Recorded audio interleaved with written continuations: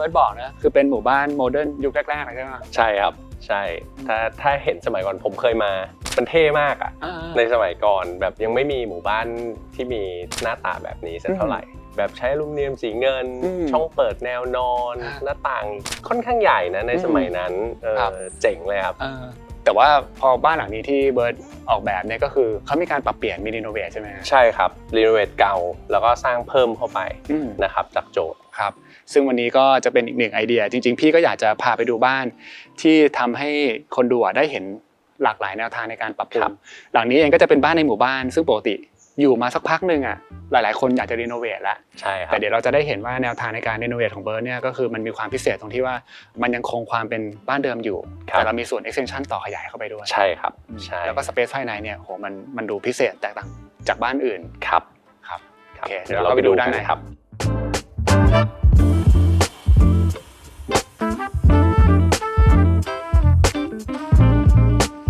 โอ้เข้ามาที่แบบพื้นเก๋มากเลยฮะเบิร์ดขอบคุณครับอันนี้คือที่เรามีการคุยกันก่อนตอนทำข้อมูลก็คือพาราไดนาใช่ครับเดี๋ยวเราค่อยคุยถึงกันนะได้เลยครับอันนี้เป็นที่จอดรถอันนี้2คันป่ะ2คันใช่ครับจอดได้2คันครับด้านข้างตรงนี้มีเป็นซ่อนแบบตู้เก็บรองเท้าเก็บของอะไรต่างๆมันเป็นชาร์ปครับเราก็เลยเอามาใช้ประโยชน์ทำให้มันรวมเป็นเสาแล้วก็ตู้เก็บของไปเลยมันจะได้มีตู้เก็บของนอกบ้านด้วยครับจริงๆทางเข้าหลักอยู่ตรงนั้นแต่ว่าชวนเบิร์ดมาคุยตรงนี้ก่อนเลยดีกว่าเพราะว่าเป็นสเปซที่แบบพี่ว่าน่าสนใจมากมีคอร์ดกลางบ้านเลยนะแล้วก็ตอนนี้พี่ก็ยังจินตนาการไม่ออกเพราะว่าเรายังเห็นภาพไม่ชัดเลยว่าบ้านเดิมเป็นยังไงเดิมทีบ้านเก่าคืออยู่ซ้ายมือพี่แก๊ปก็คือสุดแค่ตรงนี้เลยสุดแค่ตรงนี้เป็นก้อนสี่เหลี่ยมเดิมๆแล้วก็ตรงนี้เป็นสนามหญ้าครับก็คือเขาซื้อเหมือนพอเป็นแปลงหัวมุมมีพื้นที่ก็จะมีพื้นที่เหลือใช่แล้วก็เป็นต้นไม้ใหญ่แบบไม่ได้รับการดูแลใช้คำนี้แล้วกันณวันที่ผมมานะจริงๆโจทย์แรกมันแค่อยากได้แค่ห้องนอน1ห้องให้คุณพ่ออยู่ที่ชั้น1อาจจะเดินแยกออกมาก็ได้แล้วก็มีตึก1ตึกหรือกล่อง1กล่องวางอยู่ในส่วนนี้อาจจะเป็นบ้านโมดูล่าคอนเทนเนอร์อะไรใช่มาวางไว้เริ่มต้นแค่นั้นครับจริงๆแล้วก็มาจนถึงตรงนี้ครับขนาดของที่ดินนี่คือกี่ตารางวา129ครับ129 วาโปรเจกต์นี้แปลกอย่างหนึ่งคือผมไม่ได้ดูรูปลักษณ์ก่อนผมดูพื้นที่ก่อนแต่เรามีเป้านะเรามีเป้าว่าไอ้บ้านเดิมมันมีความเท่ของมันอยู่เราก็จะเก็บมันไว้ละเช่นพวกแบบเอลิเมนต์ของมันแต่มันก็มีความเป็นบ้านจัดสรรนะที่เป็นหลังคาปั้นหยาทำยังไงดีพี่เขาชอบความเรียบง่ายชอบน้อยๆมินิมอลเราจะทำยังไงดีให้ภาพมันเปลี่ยนไปจากภาพเดิมใช้คำนี้แล้วกันจากหมู่บ้านจัดสรรแต่เข้ามาแล้วแบบผมอยากให้คนรู้สึกว่าอันนี้อยู่ในนี้หรออันนี้อยู่ที่นี่หรออะไรประมาณนี้จุดเริ่มต้นของมันก็เลยไม่ใช่รูปลักษณ์ก่อนวางฟังก์ชันก่อนแล้วก็ค่อยๆล้อมพื้นที่ด้วย architecture ประมาณนั้นครับจุดเริ่มต้นเป็นแบบนั้นทีนี้ตอนที่ทำรีโนเวทเนี่ยบ้านเดิมเบิร์ดทำอะไรกับเขาบ้างฮะ1รื้อทั้งหมดเพราะว่าปูนมันเก่าละมันเพิ่มเงินอีกนิดเดียวเองมันเหมือนเกือบจะได้บ้านใหม่เพราะฉะนั้นเรียกว่าทุบแทบจะทั้งหมดเหลือเสาไว้เหลือโครงสร้างไว้2 revise space ซึ่งเดี๋ยวผมพาเข้าไปดูก็คือปกติมันจะเป็นบ้านแบนๆชั้น1และชั้น2ทำยังไงให้มัน connect กันในแนวตั้งนะครับ3มันซุดครับมันซุดเกือบเมตรเพราะฉะนั้นเราก็ต้องมาจัดพื้นที่กราวใหม่ว่าแบบระดับมันจะอยู่ตรงไหนเข้าบ้านยังไงสมัยก่อนเข้าบ้านเนี่ยถ้าเมื่อกี้ที่เราเข้ามาเนี่ยต้องเอาก้อนปูนมาวางเพราะระดับมันซุดไปเรื่อยๆเพราะนั้นเราก็ต้องมาจัดการเรื่องสเปซมันก็เลยเป็นที่มาของไอ้ขั้นบันไดดิน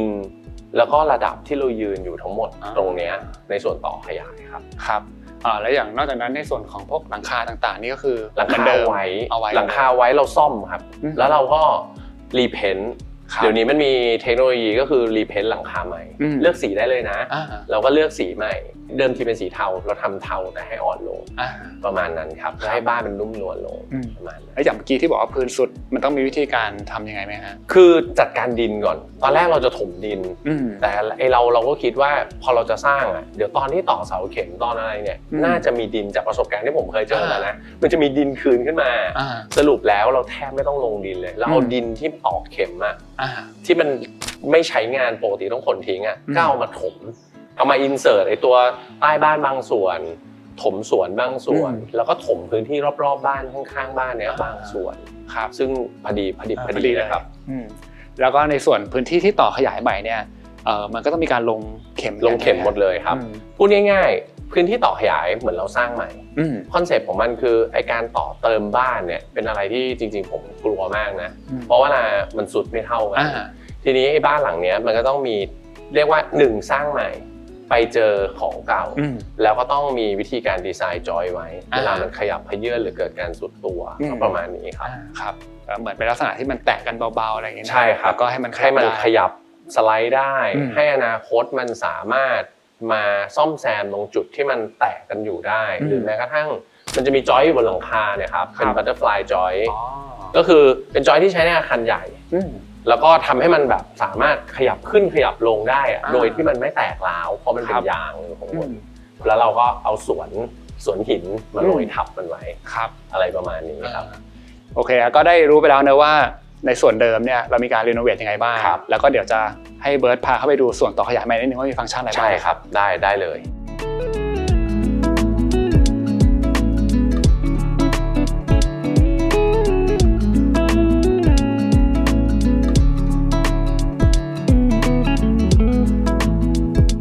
เดินมาก็จะเห็นว่าจุดที่น่าสนใจเลยคือมันเป็นคอร์ดกลางแบบนี้นะฮะครับแล้วก็เบิร์ตมีทำเป็นแบบเส้นสายโค้งด้วยสำหรับส่วนต่อขยายนี้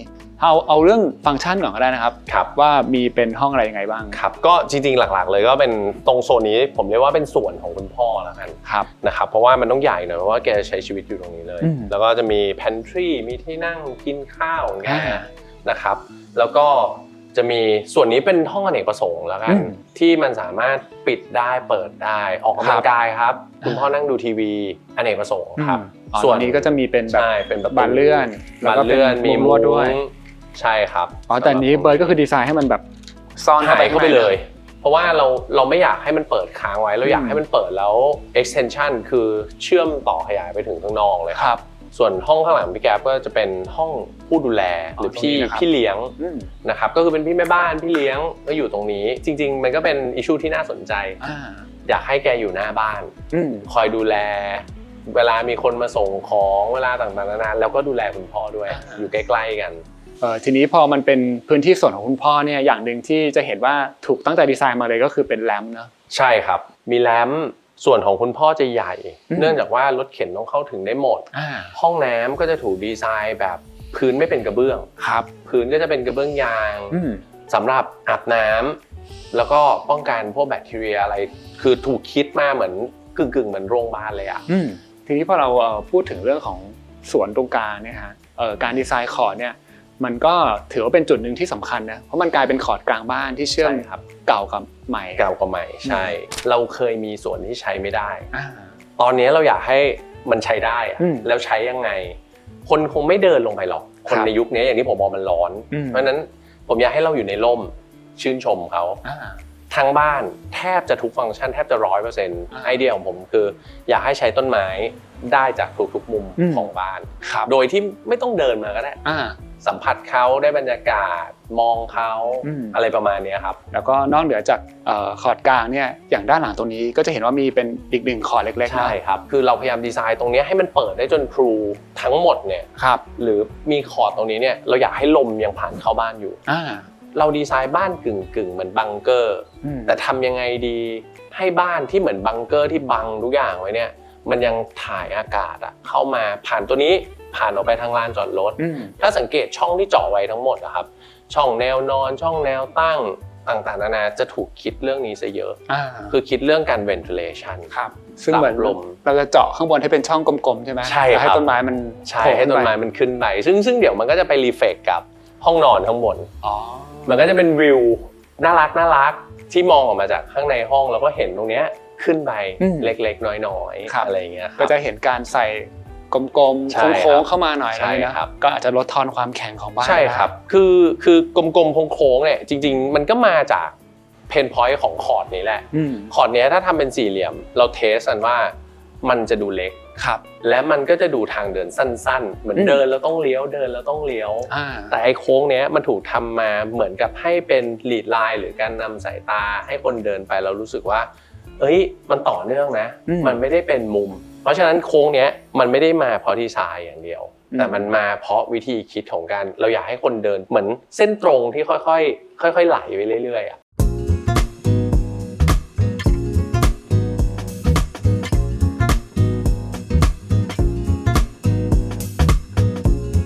อันนี้ก็ชวนเบิร์ดมานั่งอีกมุมนึงนะครับแต่เรายังคงอยู่ที่คอร์ดกลางตรงนี้แหละคือมันก็นั่งได้หลายมุมนะจะนั่งตามขั้นบันไดนี้ก็ได้หรือว่าจะนั่งฝั่งนั้นก็ได้ใช่ครับแล้วก็จะเห็นว่ามีอีก1มุมตรงนี้คือเป็นเซมิเอาท์ดอร์เป็นเซมิเอาท์ดอร์ผมเรียกว่าเป็น pantry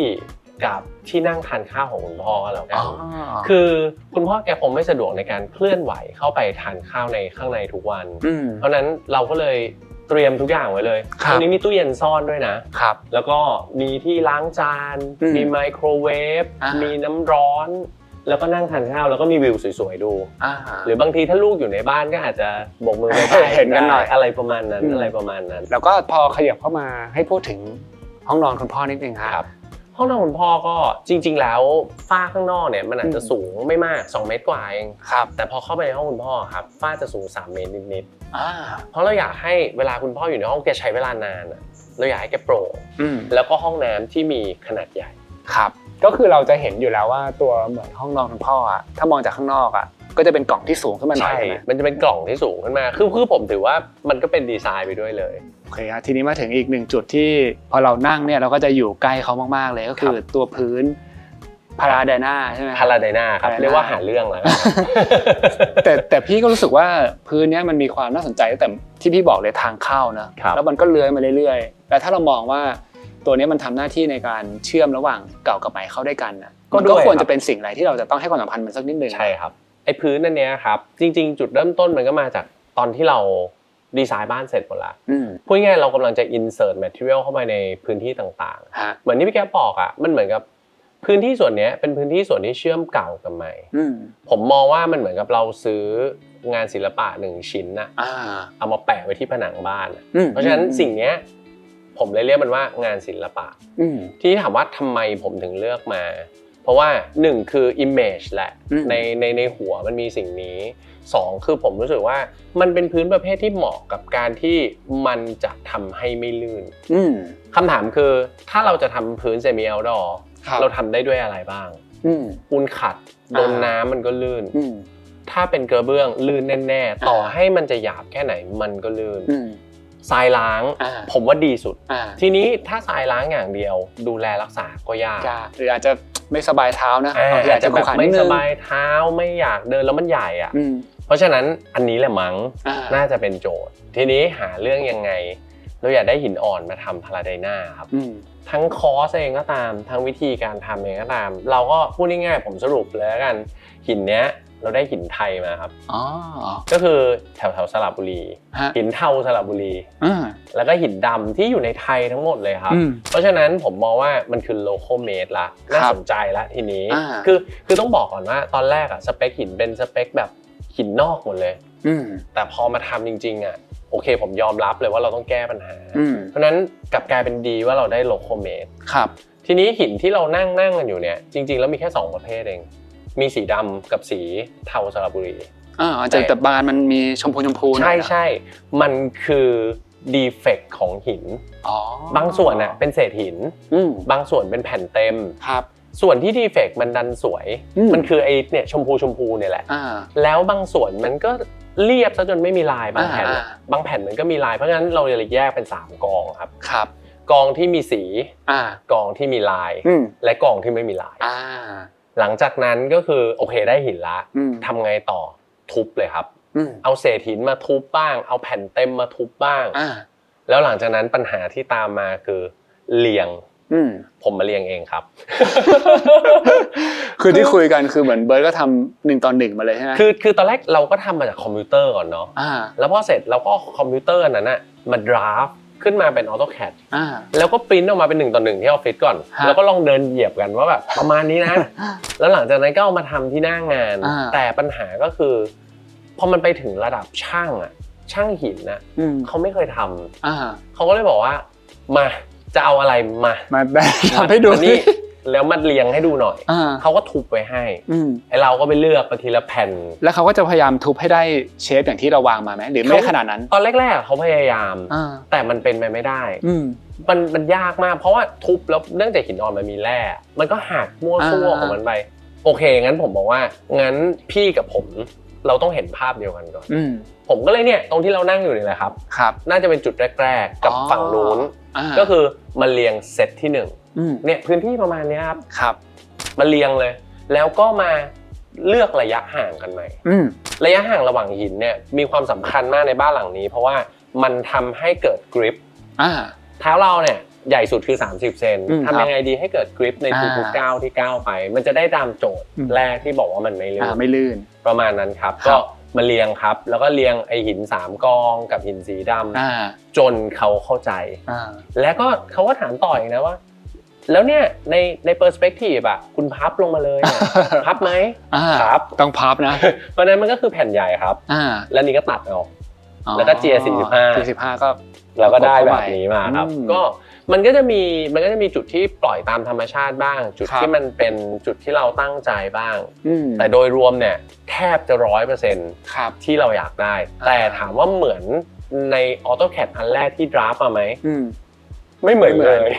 แทบจะศูนย์เลยอ่ะยังไงก็ต้องมีความแบบความแฮนด์เป็นแฮนด์เมดผสมเข้าไปด้วยนะใช่ครับผมว่าเราเหมือนแจ๊สแล้วกันเราก็ดิ้นไปตามเพลงดิ้นไป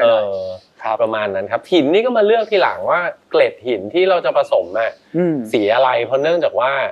เรารอหินก่อนพอหินมาเสร็จปุ๊บเราก็เลยมาเลือกกรวดล้างทรายล้างเนี่ยให้มันสีมัน follow ไปกับสิ่งนี้ทำงานด้วยกันหมดเลยนะครับดีไซเนอร์ผู้รับเหมา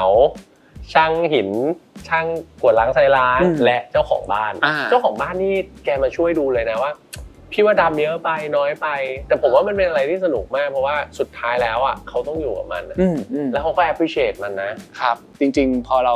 renovate หรือเราทำอะไรสักอย่างนึงอ่ะพอมันมีงานแบบเนี้ยที่เราเรียกว่ามันก็มีกึ่งของความเป็นศิลปะอย่างที่เบิร์ตบอกมันทำให้บ้านมันพิเศษขึ้นนะใช่ผมอยากให้มันมีสิ่งนั้นคือผมมองว่าในบ้านแต่ละหลังมันจะมีจุดที่ยากจุดที่สำคัญเราก็แค่เลือกครับบ้านหลังนี้ผมจะยากตรงเนี้ย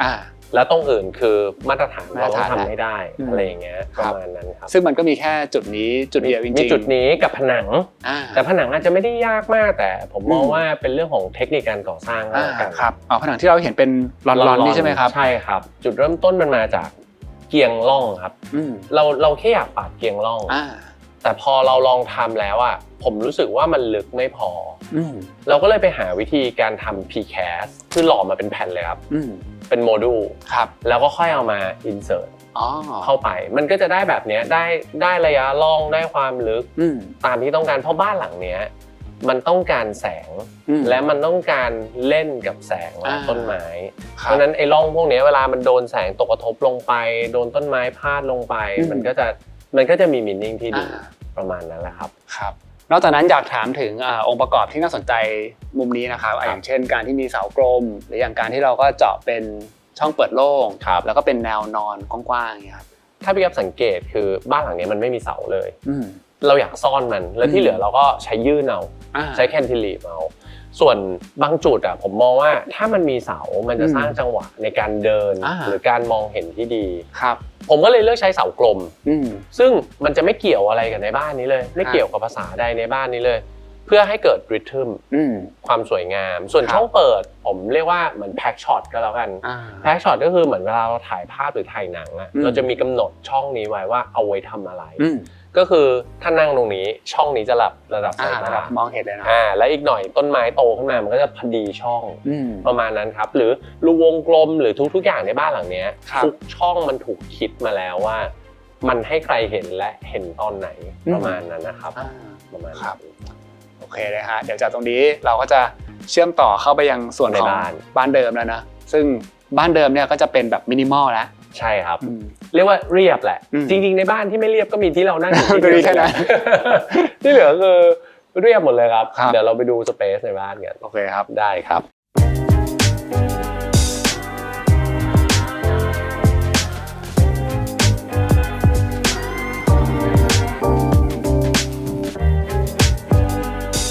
ตอนนี้เบิร์ตก็พาเข้ามาภายในตัวบ้านแล้วแต่เมื่อกี้เนี่ยคือเราเดิน เข้ามาจากส่วนของระเบียงตรงนี้นะใช่แต่ว่าให้เบิร์ดเล่าให้ฟังดีกว่าว่าถ้าเกิดเข้าจากทางเข้าหลักจริงๆมันจะผ่านอะไรมาบ้างนะครับจริงๆทางเข้าหลักก็อยู่ทางนู้นเปิดประตูเข้ามาจริงๆก็จะมีที่นั่งใส่รองเท้าก่อนนะครับจอดรถเข้ามาใส่รองเท้าแล้วก็เดินผ่านโถงเนี่ยเข้ามาแล้วก็มาเจอห้องนี้แหละที่เรายืนอยู่ตรงนี้ก็จะเป็น open plan ครับเป็นแบบโซฟาโต๊ะกินข้าวแล้วก็มี pantry ในบ้านแล้วถ้าเดี๋ยวจะพาไปดูต่อว่าจะมีครัวไทยด้านหลังที่น่าสนใจนะส่วนก้อนที่อยู่ตรงข้ามเราก็จะเป็นผมเรียกว่าเป็น storage แล้วกันกับห้องน้ำประมาณนี้นะครับโอเคครับแล้วถ้าเกิดว่าย้อนกลับไปจากของเดิมเปลี่ยนมาเป็นของใหม่เห็นว่าก็คือเราจัดการแปลนใหม่หมดเลยด้วยใช่ครับเราถามเจ้าของบ้านก่อนว่าเขาใช้แค่ไหนมันมีคำว่า minimal เนาะแล้วชีวิตแก settle แล้วอะเท่านี้ละมีคุณพ่อมีเท่านี้ไม่มีลูกโอเค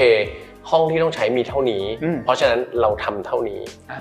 พอเราทำเท่านี้นั่นหมายความว่าเรามีพื้นที่เหลือมันก็เลยได้ตรงกลางเนี่ยมาของเดิมก็คือมันเป็น2เป็นพื้นหมดเลยครับเป็นพื้นหมดเลยแล้วมันก็จะเป็นแฟลตทีนี้เราอยากได้แนวตั้งตรงช่องเปิดเนี้ยสเปซเนี้ยกับต้นไม้อ่ะมันคู่กันนอกจากจะเห็นจากชั้น1แล้วชั้น2เองมันก็จะมีส่วนโถงที่มองไปได้เหมือนกันใช่ห้องทำงานที่อยู่ด้านบนตรงเนี้ยก็เห็นได้ทุกคนใช้ต้นไม้นี้หมดเพราะฉะนั้นต้นไม้มันจึงคุ้มห้องจึงมีเหลือแค่เท่าที่ต้องการมาสเตอร์1ห้องห้องทำงาน1ห้องที่เหลือเป็น storage ครับ storage ก็ความหลากหลายของ storage ผมว่าสำคัญเช่นเก็บของแบบเป็นตู้เก็บของแบบเป็นห้องเก็บเสื้อผ้าข้างบนจะมีห้องเก็บเสื้อผ้าด้วยนะเสื้อผ้าแบบเสื้อผ้าหน้าหนาวอ่ะไม่ค่อยได้ใช้ก็แยกห้องไปเลยเก็บกระเป๋าเดินทางเก็บเสื้อผ้าหน้าหนาวเก็บเสื้อผ้าที่ไม่อยากทิ้งเพราะมันเป็นปัญหาที่ทุกบ้านมีใช่แต่จริงๆก็ต้องถือว่าการมี storage แบบนี้เป็นสิ่งที่ถูกต้องและควรจะเป็นนะใช่เพียงแต่ว่าหลายๆบ้านเองอ่ะมันไม่พอที่เราจะแบ่งประเภทได้ขนาดนั้นใช่ถ้าอยากทำบ้านมินิมอลแต่ไม่มีที่เก็บของผมว่าอาจจะยากหน่อยครับประมาณนั้นครับแล้วก็อีกอย่างหนึ่งที่อยากให้เบิร์ดเล่าคือเข้ามาเนี่ยรู้สึกว่าบ้านมันมีความสว่างมีความโปร่งเพราะว่าช่องแสงมันเยอะแล้วก็หลายจุดมากๆเลยนะครับจริงๆหลายช่องแสงเนี่ยเราเก็บของเดิมไว้นะมีของเดิมด้วยใช่คือลักษณะเดิมแล้วกันผมใช้คำนี้ประตูหน้าต่างเราเปลี่ยนหมดเราเรียนแบบสีเหมือนเดิมแต่ว่าช่องนี้เดิมทีก็เคยมีก็เป็นช่องสูงแบบนี้ไหมแต่ไม่สูงแค่นี้แล้วก็บานอาจจะเป็น4บานแต่ตอนนี้เราเปลี่ยนใหม่ช่องเปิดผมก็พยายามทำให้ใหญ่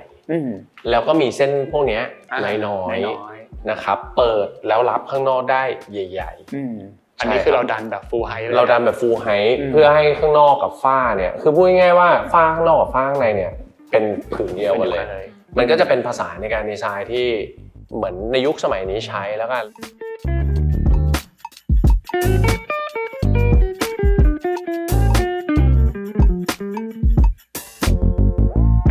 ตอนนี้เราก็เดินมาดูอีก1มุมนะครับด้วยความที่เบิร์ดบอกอยู่แล้วว่าจริงๆโจทย์จากเจ้าของเนี่ยต้องการความเป็นมินิมอลเลยใช่ดังนั้นพื้นที่เก็บของมันสำคัญใช่แล้วก็ตรงนี้จะเป็นเหมือนจุดกลางบ้านที่แบบเราดีไซน์เป็น storage เก็บของใช่ครับคือก้อนนี้ทั้งก้อนนะครับมันก็จะประกอบไปด้วยห้องน้ำ storage ที่1คือตรงนี้แล้วก็มีห้อง storage ซ่อนอยู่ข้างๆอีก1ห้องนะครับเป็นก้อน storage อะไรกันหลักๆเลยนะใช่ครับโอเคแต่เดี๋ยวเรามาดูกันตรงนี้มันเปิดได้แน่ๆแต่ว่าเปิดมาจะมีฟังก์ชันอะไรบ้างนะฮะครับจริงตรงนี้จะเป็นบานซ่อนครับเราเปิดมาใช่ครับแล้วก็เสียบมันเข้าไปได้เลยครับใช่ครับนี่มีไฟด้วยใช่ไหมครับแล้วก็มีไฟครับใช่คือมันเอาไว้ใช้2วาระแล้วกัน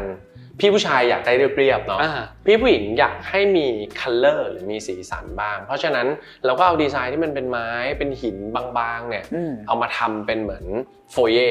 ครับบางทีอาจจะมีของโชว์ในนี้มีต่างๆนานาอยู่ในนี้แต่บางครั้งพี่ผู้ชายไม่อยากเห็นปิดได้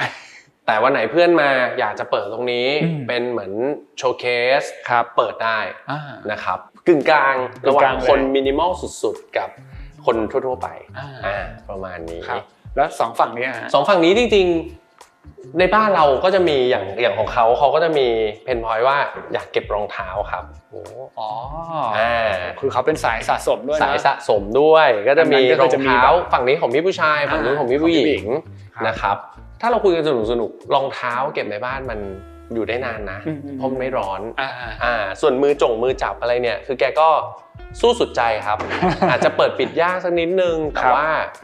ก็ไม่เอามือจับเลยเพื่อทำให้มันเป็น hidden storage ทั้งหมดเนี่ยครับถ้าเกิดเราปิดตัวนี้กดครับแล้วมันก็จะเด้งกลับขึ้นมาแล้วก็ปิดกลับไปครับ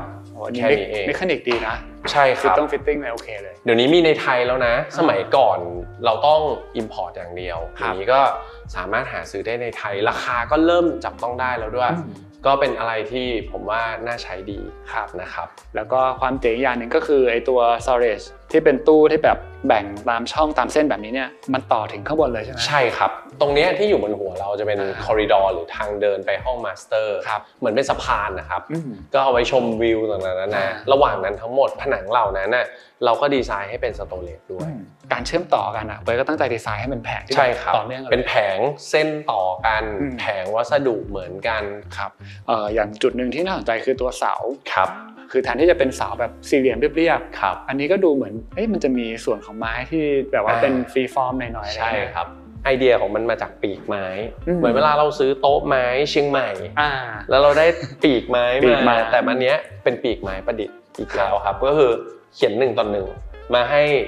ผู้รับเหมาแล้วเขาก็ทำคือมันจริงมันไม่ยากขนาดนั้นครับแต่ว่าเราเทส1:1เพื่อให้เขาทำตัวนี้ให้ได้ตามเส้นที่เราต้องการแล้วก็มีเพด้านข้างเก็บดีเทลต่างๆแล้วก็ทำสีให้มันกลมกลืนไปกับพื้นจนลามไปถึงโต๊ะกินข้าวเลยครับโต๊ะกินข้าวท็อปตัวนั้นมันก็หาไม่ได้อะสีเนี้ยในเมืองไทยที่ขายกันอยู่เพราะไม้ในไทยจะเป็นไม้สีเข้มเพราะนั้นเราก็ต้องเอาไม้ยุโรปมาทำแล้วก็ทำให้ได้สีนั้นขาเราก็ซื้อมาครับอาจจะสั่งมาจากเมืองนอกแล้วท็อปเราก็มาทำแล้วก็มาอินเสิร์ตกันมันก็เป็นงานแฮนด์คราฟต์ที่แบบซ่อนไว้ในบ้านคือถ้าดูไม่มีอะไรเลยแต่ว่าตอนทำแต่ละอิชชูเนี่ยแต่ละชิ้นเนี่ยก็จะมีเรื่องให้ต้องพูดคุยกันค่อนข้างเยอะพอสมควรครับเพราะจริงๆยังไงในส่วนของโทนสีก็จะคุมไว้เป็นขาวครีมเบจอะไรแบบนี้แหละใช่ครับแต่ว่าเราเห็นความต่างของ texture มันนะใช่ครับ texture มันจะแบบหลากหลายมากจริงๆถ้าลองคือผมมองว่ามินิมอลเรามองด้วยตามันน้อยแต่จริงๆแล้วมีนิ่งของมันถ้าเวลาเราไปสัมผัสในความน้อยนั้นมันมีความเยอะอยู่นะว่า texture ที่สัมผัสไม่เหมือนกันรายละเอียดเล็กๆน้อยๆ touching ที่ไม่เหมือนกัน feeling ก็จะต่างกันสำหรับผมนะครับแล้วก็ขยับไปมุมนู้นก็จะเป็น pantry ใช่ครับแล้วก็มีส่วนที่เปิดไปส่วนครัวได้ด้วยใช่ไหมใช่ครับ pantry อันเนี้ยในบ้านน่ะก็จะมีพี่เลี้ยงเขาใช้อยู่ตลอดเพราะฉะนั้น pantry นี้ก็ต้องถูกใช้งานถูกเตรียมอาหารแล้วก็ทำอาหารเบาๆแต่เหมือนเดิมอยากให้น้อยที่สุดหินที่เราเลือกใช้ตู้ที่เราเลือกใช้ถ้าสังเกตคือมันจะคลีนมากๆแต่มีลายให้ซะหน่อยเก้าอี้ต่างๆนานาคือมีเชฟมีอะไรเพื่อให้พี่เขาชอบนะครับเคาน์เตอร์แพนทรีอันนี้ก็คือเป็นหินเทียมอัตราการซึมน้ำจะได้น้อยครับใช้งานง่ายนะครับโอเคครับงั้นเดี๋ยวเราไปดูครัวไทยกันแล้วก็ค่อยขึ้นดูชั้น2ได้เลยครับครับผม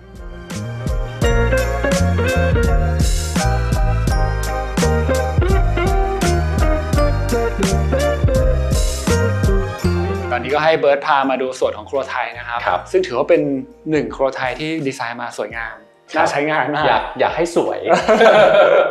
อยากให้สวยคือมีหลายคนชอบคอมเมนต์มาแบบพี่ไม่เห็นเคยถ่ายครัวไม่เคยถ่ายเซอร์วิสให้บ้างเลยอย่างเงี้ยหลังนี้เราถ่ายให้ดูแล้ว เพราะว่าบางบ้านส่วนใหญ่เขาจะไม่ได้ดูแลมันละเอียดขนาดนี้คือคนที่ทำงานตรงนี้พี่แม่บ้านทั้งหลายเนี่ยเขาเป็นเหมือนคนหนึ่งในครอบครัวโจทย์มันคือแบบนั้นเพราะฉะนั้นผมมองว่าเขาต้องอยู่ในบรรยากาศที่ค่อนข้างชิลใช้คำนี้นะค่อนข้างดีล้างจานได้ทั้งวันประมาณนั้นแต่ว่าของเดิมมันไม่ได้เป็นแบบนี้อันนี้คือส่วนที่เราขยายเพิ่มมาเหมือนกันต่อมาเลยครับก็คือส่วนนี้คือเราสร้างขึ้นมาใหม่เลยเหมือนที่ผมบอกพี่แก๊ปว่าแพ็คช็อตเนี่ยช่องเนี้ยแพ็คช็อตก็คืออยากให้ล้างจานแล้วมองเห็นต้นไม้ข้างนอกได้ยินเสียงต้นไม้เบาๆประมาณนั้นเลยครับซึ่งต้องบอกก่อนว่าพื้นที่ครัวไทยตรงนี้เนี่ยมันเป็นเหมือนก็จะมีทางเข้าออกตรงนี้ ซึ่งไม่ได้มีประตูปิดนะไม่มีไม่ได้เป็นอินดอร์100%นะใช่จริงๆปกติครัวไทยเราจะชอบทำเป็นเดดเอนคือที่สุดท้ายแต่จริงๆตรงนี้ไม่ใช่ครับผมมองว่าตรงนี้เป็นเหมือนหับเลยของบ้านเราดีไซน์ให้มันเดินไปรอบบ้านได้ครับคือแนวคิดมันคล้ายกับว่าเขาไม่ต้องผ่านบ้านก็ได้ในเวลาที่เขาไม่อยากผ่านเขาสามารถเดินจากตรงนี้ไปเก็บผักสวนครัวไปรับจดหมายหน้าบ้านหรือเขาอยากเดินจากตรงนี้ไปหาห้องคุณพ่อโดยที่ไม่ผ่านบ้านผ่านข้างบ้านไปก็ได้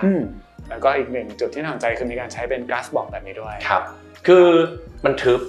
มันโอเคแหละมันมีแสงฝั่งนี้แต่ฝั่งนี้บางทีเราก็ไม่ได้อยากเห็นเพราะเดี๋ยวมันจะมีงานระบบมีสว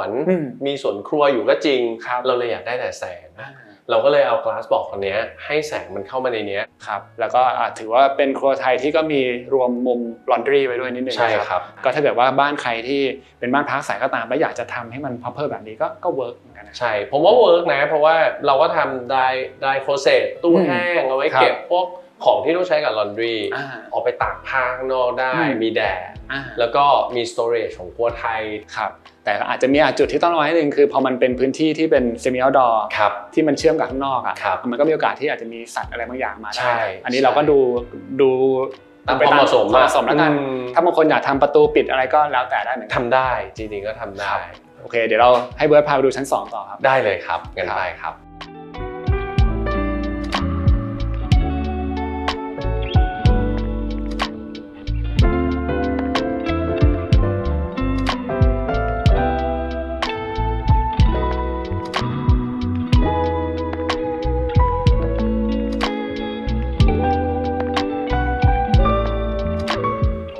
ตอนนี้เราขึ้นมาชั้น2แล้วนะครับใช่ครับแล้วก็ห้องแรกที่เรามาอยู่เนี่ยก็จะเป็นห้องทำงานใช่ห้องทำงานซึ่งเราเห็นตั้งแต่ตอนที่เราอยู่ตรงข้างล่างใช่มันก็จะเห็นจากดับเบิลรูปขึ้นมานะครับใช่ครับแต่ว่าเดี๋ยวก่อนจะพูดถึงห้องนี้เนี่ยให้เบิร์ดเล่าย้อนนิดนึงว่าตอนที่เราขึ้นบันไดมาแล้วมาเจอชั้น2เนี่ยมันก็จะมีฟังก์ชันเป็นหิ้งพระกับมุมนั่งเล่นด้วยใช่ไหมฮะใช่ครับก็คือพื้นที่มันเล็กผมก็จะดีไซน์ให้มันมีเหมือนถาดเอาไว้วางของไหว้ก็คือสามารถดึงออกมาได้วางของไหว้ได้เป็นลิ้นชักแล้วก็วางของไหว้เวลาไม่ใช้เราก็เก็บเข้าไปได้แล้วก็จะมีผมเรียกว่าเป็นพื้นที่พักละกันเพราะว่าผมรู้สึกว่าบางทีเราถือของขึ้นมาอาจจะกองไว้ก่อนหรือเดี๋ยวกองไว้พรุ่งนี้จะออกไปก็จะมีตรงนั้นนะครับเอาไว้วางของนั่งพักได้1จุดแล้วก็เดินมาห้องนี้ครับซึ่งห้องนี้พอมาถึงประตูก็เป็นแบบสีดำเลยสีดำอันนี้ก็อาจจะโดดจากถูกต้องครับจุดอื่นนิดนึงนะแต่จะเห็นแล้วแหละว่าเนี่ยห้องนี้กับตรงนั้นก็เป็นมาสเตอร์ก็ดำ2จุดใช่ครับถ้าสังเกตว่าห้องอื่นๆในบ้านหลังนี้ประตูจะเป็นสีขาวหมดเลยแต่ว่าจะมีเฉพาะห้องสำคัญเช่นห้องทำงานห้องนอนที่เป็นมาสเตอร์ก็จะเหมือนคือเนื่องด้วยประตูมันเยอะอ่ะเพราะฉะนั้นเราอยากจะ define ว่าอันเนี้ยคือห้องสำคัญนะประมาณนี้ครับมันก็เลยใช้ประตูสีดำครับประมาณนี้แล้วก็ตำแหน่งของห้องทำงานทำไมถึงเลือกให้อยู่จุดนี้ฮะตอนที่ผมเลือกเนี่ยobserve ได้มองเห็นแบบใครไปใครมาหน้าบ้านครับมีคนมายืนกดกิ่งหน้าบ้านมองเห็นเพราะมันคือป้อมแรกเลยที่อยู่หน้าบ้าน2มัน connect กับตรงกลางครับมัน connect กับตรงกลางคือมันมองลงไปเห็นบางครั้งอ่ะคุณพ่อเข้ามานั่งเล่นในห้องนั่งเล่นเขาก็สามารถ connect กันได้และสุดท้ายคือมันเดินออกไปเล่นได้คือหลังคามันถูกใช้ประโยชน์โรยกรวดไว้เนี่ยแต่ว่าจริงๆแล้วบางครั้งก็อาจจะออกไปเดินเล่นได้ตอนแรกเนี่ยคือพี่เห็นมีประตูบานเลื่อนนะซึ่งเปิดออกไปเป็นระเบียงก่อนแล้วก็ตรงนั้นมีประตูออกไปได้ด้วยคือประตูนั้นน่ะมาทีหลังคือมันเกิดหลังคาขึ้นเรารู้อยู่แล้วแหละว่าเราจะทำสวนบนหลังคาสวนหินสวนกรวดแต่ว่าแกก็บอกจริงๆถ้ามันเดินออกไปได้มันใหญ่พอเนอะที่จะไปนั่งเล่นได้แล้วก็ไปนั่งอยู่ข้างรูกลมต้นไม้ได้นะครับก็เดี๋ยวจะทำต่อครับเป็นที่นั่งเล่นข้างนอกครับแล้วก็อย่างหนึ่งที่อยากถามก็คือช่องเปิดในห้องทำงานเนี่ยจริงๆด้วยความที่มันอยู่ตำแหน่งด้านหน้านะแล้วพี่เข้าใจเองว่ามันก็จะเป็นรูปด้านประจำของบ้านในโครงการนี้ถูกต้องซึ่งเบิร์ดก็ตั้งใจเก็บไว้เหมือนเดิมเลยครับก็ทำให้บ้านนี้มันก็ยังดูยังกลมกลืนกับบ้านอื่นๆในหมู่บ้านนี้อยู่นะแล้วก็ตรงนี้เองเราเลือกเป็นแบบฟิกนะใช่ครับแล้วก็เป็นกระจกที่มองทะลุออกไปเห็นหมดเลยใช่ครับแล้วก็ข้างหลังตรงทางเดินที่จะเข้าไปสู่มาสเตอร์เนี่ยเรามีคุยกันแล้วว่ามันก็เป็น storage ก็คือจะเก็บพวกหนังสือต่างๆหนังสือของใช้ที่ระหว่างห้องนอนและห้องทำงานแล้วก็ยังมีอีกหนึ่ง ห้องเก็บของใช่ครับเราสร้างห้องนี้ขึ้นมาเพราะว่าเสื้อผ้าในนั้นไม่พอเพราะฉะนั้นมันก็จะมีห้องเก็บกระเป๋าเดินทางเสื้อหนาวแล้วก็ทำห้องเนี่ยเพิ่มไว้ห้องซึ่งมีประโยชน์มากครับสำหรับบ้านนี้โอเคครับงั้นเดี๋ยวให้เบิร์ดพาไปมาสเตอร์เบดรูมกันได้เลยครับ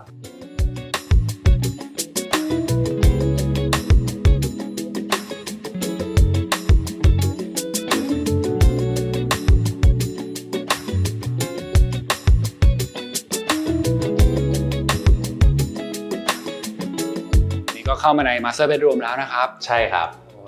กว้างขวางทีเดียวเลยก็จะเป็นแบบเหมือนทรงลึกเข้ามาอย่างนี้เนาะใช่ครับง่ายๆเลยก็คือผมอยากให้เงียบที่สุดครับเพราะฉะนั้นถ้าดูจากโลเคชันคือที่ลึกที่สุดเนี่ยคือหลังบ้านแล้วก็ตรงบริเวณนั้นก็คือรับวิวจากหน้าบ้านครับจะค่อนข้างเป็นห้องแนวยาวก็เลยเอามาคอมไบน์กับห้องแต่งตัวแล้วก็เลี้ยวไปด้านข้างคือเราเก็บห้องน้ำเดิมไว้ครับแล้วก็ขยายห้องน้ำเดิมนะครับมันก็เลยต่อกันเป็นตัว L เลยครับขนาดใหญ่ตรงนี้เนี่ยเรามองไปก็จะเห็นว่ามีมุมที่นั่งเล่นคล้ายๆเป็นเบย์วินโดว์นะใช่ครับแล้วก็มองไปเห็นวิวตรงดาดฟ้าใช่ครับผมเรียกว่า architectural view แล้วกันคือเหมือนห้องคุณพ่อที่เรายกขึ้นมาบังเอิญที่ผมบอกมันบังเอิญสวยพอดีมันก็เลยกลายเป็นเหมือน hardscape landscape ของข้างนอกด้วยเพราะ bay window จริงๆแล้วพี่เขาเป็นคน request มาเขาอยากได้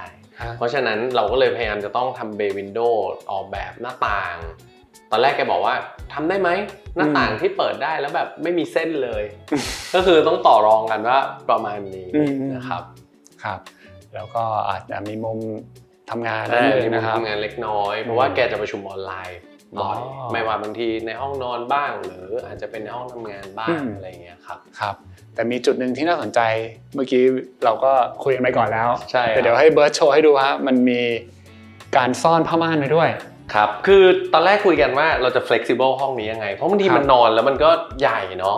มันอาจจะไม่อบอุ่นเราก็เลยบอกว่าโอเคถ้างั้นติดผ้าม่านไหมแต่ผ้าม่านเนี้ยความเจ๋งของมันก็คือแกก็บอกแกไม่อยากเห็นผ้าม่านอ่ะผมก็เลยบอกโอเค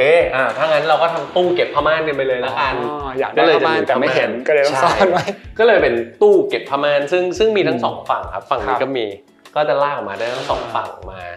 ทีนี้ผ้าม่านก็จะเบาๆพอครับเพื่อให้มันเป็นบรรยากาศครับให้รู้สึกห้องนี้มันโคซี่ขึ้นจะเป็นผ้าม่านผืนเดียวในบ้าน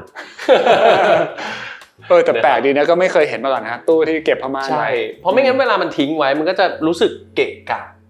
แล้วก็อาจจะสกปรกเพราะฉะนั้นคือก็เก็บไปเลยครับแล้วจริงๆในตู้นี้ก็อาจจะเก็บของเล็กๆน้อยๆพวกแบบไม้กวาดที่อยู่ข้างในได้ด้วยครับจริงๆอย่างฝั่งนี้ก็ซ่อนพวกลูกกลิ้งใช่ตียุงอะไรต่างๆใช่ซึ่งจริงๆทั้งหมดเนี้ยก็ยังคงกลับมาที่เรื่องของความมินิมอลแหละที่เราต้องจัดการสิ่งเหล่านี้ไว้ใช่เพราะปกติถ้าเราอยากจะได้เป็น partition กั้นบางทีก็อาจจะเป็นประตูบานเลื่อนที่บางทีรางไปอยู่ข้างบนแทนก็มีแต่ว่ามันก็จะต้องมากองๆมาอย่างเงี้ยนะโอเคฮะแล้วก็อันนี้ก็เป็นไอแลนด์ตรงกลางนะครับมีฟังก์ชันอะไรที่เบิร์ดแบบอยากโชว์เป็นพิเศษไหมฮะตรงนี้พี่แก๊ปยืนอยู่หรือตรงนี้ผมยืนอยู่ก็มีก็คือเป็นตู้บานเปิดเวลาผ้าเค็มเราจะทิ้งไม่งั้นต้องไปทิ้งในห้องน้ำเนาะหรือบางทีต้องทิ้งอยู่กองอยู่แถวนี้เราก็เลยทำตู้เก็บไว้ให้มันจะมีตะกร้าใส่ผ้าซักนะครับตะกร้าใส่ผ้าซักแยกผ้าฝั่งชายฝั่งหญิงก็ผมว่าไอแลนด์นี้มันถึงจะทำหน้าที่ที่ดีอ่ะสำหรับการเป็นห้อง walk-in closet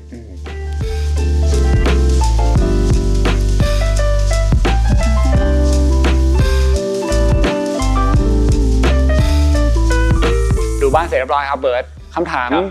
ปิดท้ายที่อยากถามเบิร์ดนี่ก็คือก่อนที่จะมาเป็นบ้านที่สวยงามแบบนี้เนี่ยจริงๆแล้วเห็นว่าเบิร์ดก็มีการจัดการหลายๆเรื่องซึ่งมันอาจจะเป็นปัญหาที่ค้างคามาจากการที่บ้านนี่มันมีอายุการใช้งานมายาวนานแล้วนะใช่ครับนอกจากเรื่องงานระบบอื่นๆผมว่าเรื่องน้ำสำคัญการระบายน้ำครับเอาสัก3ประเด็นแล้วกันเนาะในบ้านหลังนี้ที่มันน่าสนใจพอเราสร้าง extension นะครับต่อเติม manhole มักจะถูกลืมก็คือท่อระบายน้ำรอบๆบ้านบ้านหลังนี้ครับจัดระบบท่อระบายน้ำใหม่หมดเลยรอบบ้านเพื่อให้การระบายน้ำออกไปสู่ด้านนอกมันดีพอน้ำมันไม่ขังครับมันจะไม่มีกลิ่นห้องน้ำเราจะโอเค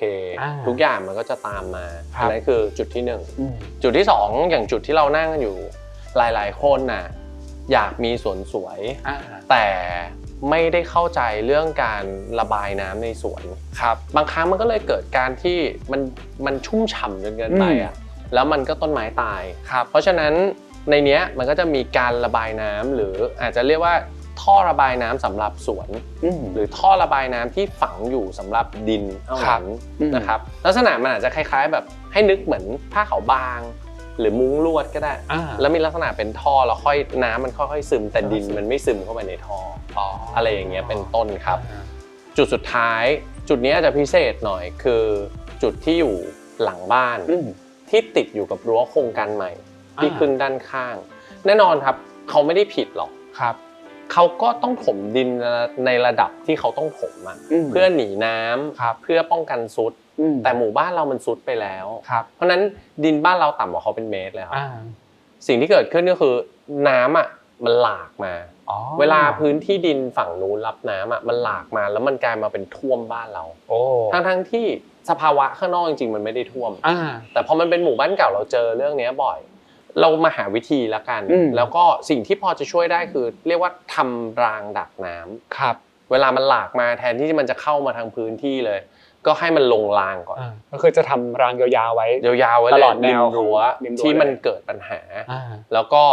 ทำบ่อครับเรียกว่าบ่อซ้ำก็คือเอาน้ำตรงนั้นมารวมมันไว้เมื่อมันถึงระดับที่เรากำหนดนะครับเราจะมีปั๊มอยู่ปั๊มมันก็จะ